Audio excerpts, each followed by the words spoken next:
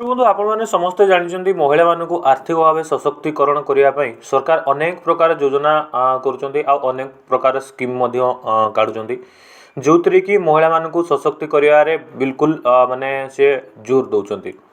तो यही आज यार टॉपिक विषय गोटे वीडियो अच्छी जो गोटे स्कीम विषय जाना पाइबे जो स्कीम आप इन्वेस्टमेंट करी भल पैसा संचय करें। नमस्कार दर्शक बंधु आपको स्वागत करुँच फेवरेट चैनल अपडेट ओडिशा को।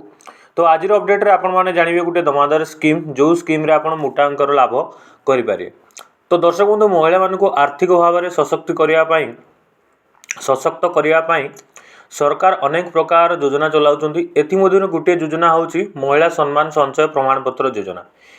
यही माने योजना पोस्ट ऑफिस रो एक योजना जो यही योजना रे निवेश समय सीमा मार्च 31 2025 पर्यंत अच्छी। जदि आप नुआ अकाउंट खोलिया चाहते हैं योजना रे ताले मार्च 31 तारीख पर्यंत यार डेट अच्छी। तो एबे पोस्ट ऑफिस रे यही योजना को आंशिक टंका उठाण सुविधा आरंभ कराई माने जो योजना रे आपण इन्वेस्टमेंट करिवे आपण जति पैसा थो सेठी किछि पैसा उठेई पारिबे। महिला सम्मान संचय प्रमाण पत्र योजना अधीन रे अकाउंट खोलिया गोटे वर्ष पर एवं परिपक्वता पूर्व अकाउंट धारी एथिरे जमा होइतवा राशि 40% पर्यंत उठाई पारिबे। जदि आपण एई माने स्कीम रे करूचंती ताले आपण वर्षे पर कि देखो जो स्कीम होता है साधारणतः 5 वर्षिया 10 वर्षिया 15 वर्षिया होता है। तो ये आपंकर वर्षे पर कि आपंकर जो जमा है पैसा तार 40% आप उठे पारे। सपोज आप 10,000 डिपोजिट कर वर्ष भितर ताले सेठु आपण आराम से 40 माने 4,000 टका उठे पारे। ये आंशिक भाव में पैसा उठे पारे। ये योजनाटी 2 वर्ष 1 एप्रिल 2023 रे आरंभ होता।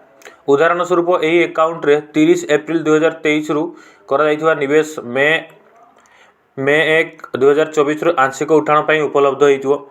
यह सहित किछि टंका निवेश भाव में आपण पाखरे रही थाए एवं आवश्यक हेले आपण किछि टंका उठाण करें एवं आपणकर काम शेष करें। माने देखो ये योजना जदि आप इन्वेस्टमेंट करुँच जो आपको टंका दरकार होची तो आप आराम से 40% पैसा आपंकर उठे पारे। जितनी टका भी आप डिपोजिट करेंगे जदि आपंकर वर्ष हो जाए पॉलिसी को तापर आप 40% आप उठे पारे।